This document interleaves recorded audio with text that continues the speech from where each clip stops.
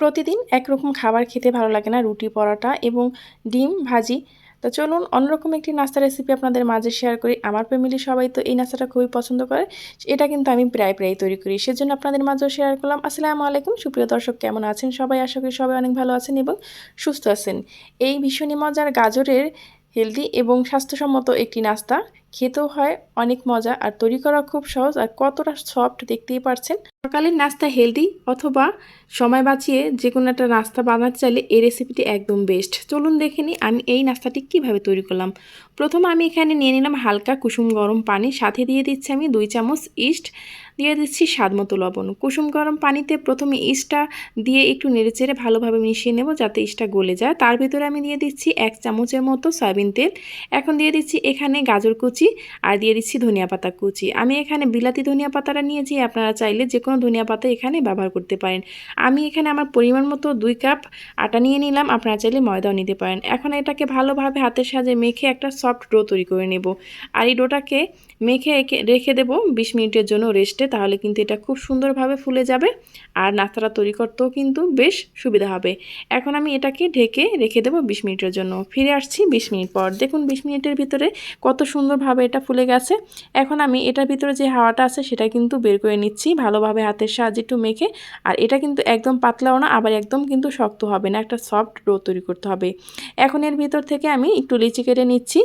এই সময় যদি মনে হয় আপনাদের কাছে হাতে লেগে যায়, এখানে কিন্তু আপনারা তেল মাখিয়ে নিতে পারেন হাতে, অথবা আটা দিয়েও এখানে এটাকে ছোট ছোট প্যারা করে নিতে পারেন। আটা কিংবা তেল মেখে নিলে আপনার হাতে কিন্তু লেগে যাবে না।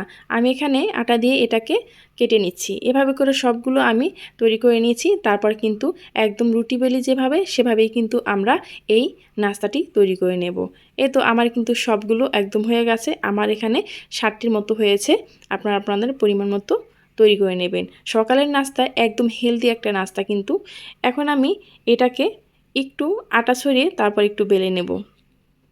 আর এটা কিন্তু বেলা খুবই সহজ, একদম নরম, সেই জন্য কিন্তু এটা আস্তে চাপ দিলেই কিন্তু এটা বলে যাবে। এটা কিন্তু গায়ের জোর দিয়ে বা জোরে জোরে বেলার কোনো প্রয়োজন নেই।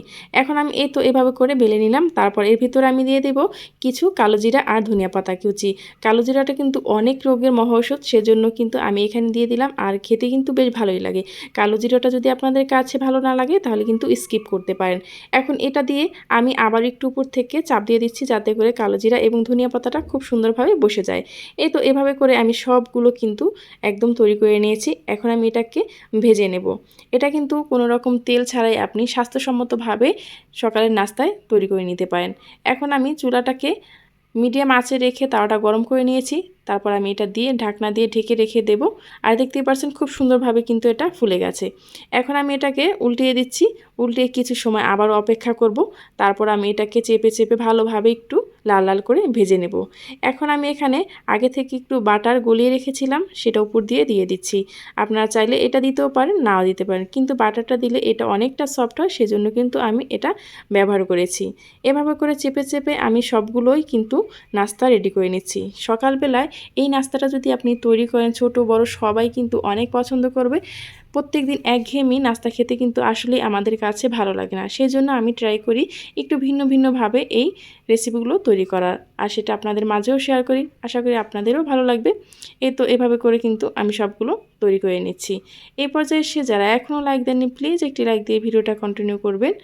আমার এই ভিডিওটি যারা ফেসবুক পেজ থেকে দেখছেন চাইলে পেজটি ফলো দিয়ে সাথেই থাকতে পারেন। যারা ইউটিউব চ্যানেল থেকে দেখছেন, যারা এখনও আমার চ্যানেলটি সাবস্ক্রাইব করেননি, প্লিজ চ্যানেলটি সাবস্ক্রাইব করে পাশে থাকা বেল আইকনটা ক্লিক করে রাখবেন, যাতে এরকম যে কোনো রেসিপি আপলোড করা মাত্রই আপনার কাছে নোটিফিকেশন পৌঁছে যায়, আপনি দেখে নিতে পারেন।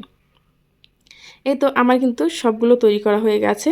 আর তৈরি করার পর কতটা সুন্দর আর কতটা পারফেক্ট হয়েছে সেটা কিন্তু দেখেই বোঝা যাচ্ছে। এখন আমি গরম গরম পরিবেশন করে নিচ্ছি।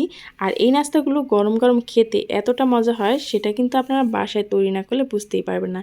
একবার হলো বাসায় তৈরি করবেন। এই রেসিপিটা কিন্তু একদমই সহজ আর খেতেও হয় অসম্ভব মজা। সকালবেলা যদি এই নাস্তাটি থাকে সাথে 1 কাপ চা, তাহলে কিন্তু আর কোনো কথাই হবে না। আর কতটা সফট আর কতটা নরম হয়েছে নতুন অতিথি আপ্যায়নে এই রেসিপিটা যদি আপনি সকালবেলা নাস্তায় তৈরি করেন তাহলে তো আপনার কাছে এই রেসিপিটা জানতেই চাইবে এটা কিভাবে আপনি তৈরি করলেন আর এটা কতটা সুন্দর হয়েছে আমি আপনাদেরকে একটু ভেঙে দেখাচ্ছি। কালকে কি নাস্তা বানাবেন এখনও যারা ভাবছেন না ভেবে ঝটপট কিন্তু কালকেই এই নাস্তাটা সকালবেলা আপনারা ঝটপট তৈরি করে নিতে পারেন অথবা বিকালেও কিন্তু এই নাস্তাটা আপনারা খেতে পারেন। এই পর্যন্ত যারাই আমার সাথে ছিলেন তাদেরকে জানাই অসংখ্য ধন্যবাদ। পরবর্তী ভিডিও নিয়ে আসা পর্যন্ত সবাই ভালো থাকবেন, সুস্থ থাকবেন।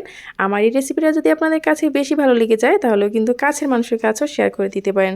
আল্লাহ হাফেজ।